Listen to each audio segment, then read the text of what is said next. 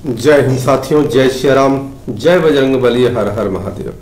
मित्रों, आज श्री रामचरितमानस अक्षरशः कथा ज्ञान यज्ञ के अगले दिवस में हम लोग पृष्ठ संख्या 327 दोहा संख्या 65 से आगे बढ़ रहे हैं। और हम लोग यह पिछले दिवस में हमने देखा कि किस प्रकार से माता सीता जी ने विभिन्न प्रकार से नारी का वर्णन किया और अपने धर्म का वर्णन किया कि हमारा धर्म क्या कहता है, हमको किस प्रकार से करना चाहिए और किस प्रकार से जीवन यापन करना चाहिए, ऐसा माता सीता जी ने वर्णन किया। आगे देखिए गोस्वामी जी क्या लिखते हैं कि माता सीता जी आगे किस प्रकार का भाव रखती हैं।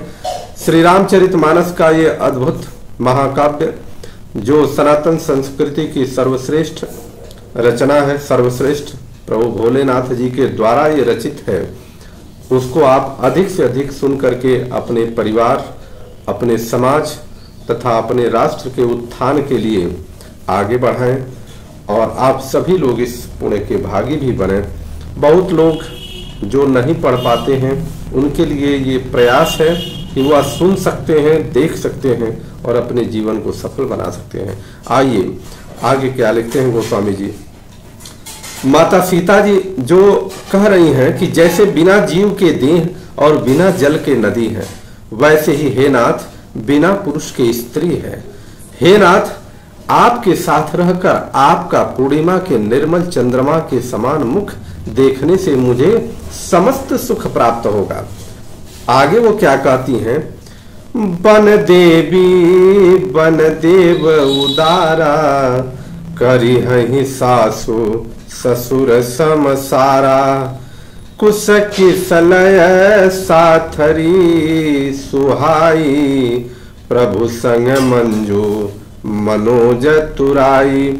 उदार हृदय की वन देवी और वन देवता ही सास ससुर के समान मेरी सार संभाल करेंगे और कुशा और पत्तों की सुंदर साथरी ही प्रभु के साथ कामदेव की मनोहर तोषक के समान होगी। कंद मूल फल अमिय आहारू, अवध सौध सत सरिस पहारू, छिनु छिनु प्रभु पद कमल बिलो की, रही मुदित दिवस जिमिको की। वो कह रही हैं कि कंद मूल और फल ही अमृत के समान आहार होंगे और पहाड़ ही अयोध्या के सैकड़ों राजमहलों के समान होंगे।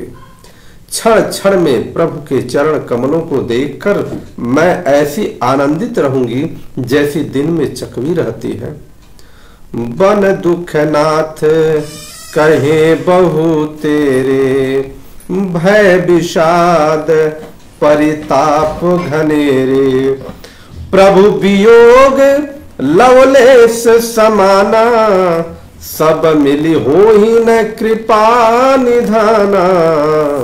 हे नाथ, आपके बन के बहुत से दुख और बहुत से भय, विषाद और संताप कहें, परंतु हे कृपा निधान, वे सब मिलकर भी प्रभु के वियोग के लवलेश के समान भी नहीं हो सकते हैं। अर्थात जितने भी दुख हमारे ऊपर पड़ेंगे वह सारे दुख आपके वियोग से लवलेश मतलब क्षण मात्र भी उसके बराबर नहीं कर सकते। असजिय जानी सुजान शिरोमणि, ले संग मोहि छाड़िय जनी, बिनती बहुत करो का स्वामी, करुणामय उर अंतर जामी। ऐसा जी में जानकर हे सुजान शिरोमणि, आप मुझे साथ ले लीजिए, यहाँ न छोड़िए। हे स्वामी, मैं अधिक क्या विनती करूं, आप करुणामय हैं और सबके हृदय के अंदर की जानने वाले हैं। अर्थात वो कह रही हैं कि मेरे हृदय में क्या चल रहा है वो भी आप जान ही सकते हैं। राखी अवध जो अवधि लगी, रहत न जनिय ही प्राण, अदीन बंधु सुंदर सुखद, शील स्नेह निधान। माता जी कह रही हैं कि हे दीनबंधु, हे सुंदर, हे सुख देने वाले, हे शील और प्रेम के भंडार, यदि अवधि अर्थात 14 वर्ष तक मुझे अयोध्या में रखते हैं तो जान लीजिए कि मेरे प्राण नहीं रहेंगे। मोहि मग चलत न होई हारी, छिनु छिनु चरण सरोजनि हारी, सब ही बाती पिय सेवा करी हो, मार्ग जनित सकल श्रम हरि हो। क्षण क्षण में आपके चरण कमलों को देखते रहने से मुझे मार्ग में चलने की थकावट न होगी। प्रियतम, मैं सभी प्रकार से आपकी सेवा करूंगी और मार्ग चलने से होने वाली सारी थकावट को दूर कर दूंगी। पाय पखारी बैठी तरु छाही, करिहूँ बाऊ मुदित मन माही, श्रम कन सहित श्याम तनु देखे, कह दुख समौ प्राणपति पेखे। आपके पैर धोकर पेड़ों की छाया में बैठकर मन में प्रसन्न होकर हवा करूंगी। पंखा झलके पसीने की बूंदों सहित श्याम शरीर को देखकर प्राणपति के दर्शन करते हुए दुख के लिए मुझे अवकाश ही कहाँ रहेगा। अर्थात मेरे पास इतना काम होगा कि मेरे पास दुख के लिए कोई छुट्टी नहीं रहेगी, अर्थात मुझे दुख छू भी नहीं सकता। सम महित्रिन तरु पल्लव डासी, पाय पलोटी सब निशिदासी, बार बार मृदु मूर्ति जोही, लागी तात बयारी न मोही। समतल भूमि पर घास और पेड़ों के पत्ते बिछाकर यह दासी रात भर आपके चरण दबाएगी। बार बार आपकी कोमल मूर्ति को देखकर मुझको गर्म हवा भी न लगेगी। को प्रभु संग मोहि चितवनिहारा, सिंह बधुई जिमि ससक सियारा, मैं सुकुमारी नाथ बन जोगू, तुम ही उचित तप मो कहूँ भोगू। प्रभु के साथ मेरी ओर देखने वाला अर्थात आंख उठाकर मेरी तरफ देखने वाला अर्थात कोई नहीं देख सकता है। जैसे सिंह की स्त्री सिंहनी को खरगोश और सियार नहीं देख सकते हैं, मैं सुकुमारी हूँ और नाथ बन के योग्य है। आपको तो तपस्या उचित है और मुझको विषय भोग, ऐसा क्या हो सकता है? यह संभव ही नहीं है। वो कह रही हैं कि मतलब ऐसा संभव नहीं है कि आप तप करें, हम विषय भोग करें। ऐसे वचन कठोर सुनी, जाओ न हृदय बिलगान, तो प्रभु विषम वियोग दुख, सही है पावर प्राण। ऐसे कठोर वचन सुनकर भी जब मेरा हृदय न फटा तो हे प्रभु, ये पामर अर्थात प्राण आपके वियोग का भीषण दुख सहेंगे, ये समझ लीजिए। अस कहीं सिय विकल भई भारी, बचन वियोगु न सकी संभारी, देखी दशा रघुपति जिय जाना, हठि राखे नहीं राखे प्राणा। ऐसा कहकर सीता जी बहुत ही व्याकुल हो गई। वे वचन के वियोग को भी न संभाल सके। अर्थात शरीर से वियोग की बात तो अलग रही, वचन से भी वियोग की बात सुनकर वे अत्यंत विकल हो गई। उनकी यह दशा देखकर श्री रघुनाथ जी ने अपने जी में जान लिया कि हठ पूर्वक इन्हें यहाँ रखने से प्राणों को यह नहीं रखेंगी। ऐसा हमारे प्रभु सोचने लगे। कहूँ कृपाल भानुकुल नाथा, परिहरि सोचू चलहु बन साथा, नहीं विषाद कर अवसर आजू, बेगी करऊं बन गवन समाजो। तब कृपालु सूर्य कुल के स्वामी श्री रामचंद्र जी ने कहा कि सोच छोड़कर मेरे साथ वन को चलो। आज विषाद करने का अवसर नहीं है, तुरंत वन गमन की तैयारी करो। बोलिए सियावती रामचंद्र की जय। इस प्रकार से प्रभु वन के लिए माता सीता जी को तैयार होने की बात कहते हैं। कहीं प्रिय वचन प्रिया समुझाई, लगे मातु पद आशीष पाई। बेगी प्रजा दुख मेटब आई, जननी निठुर विसर्जन जाई।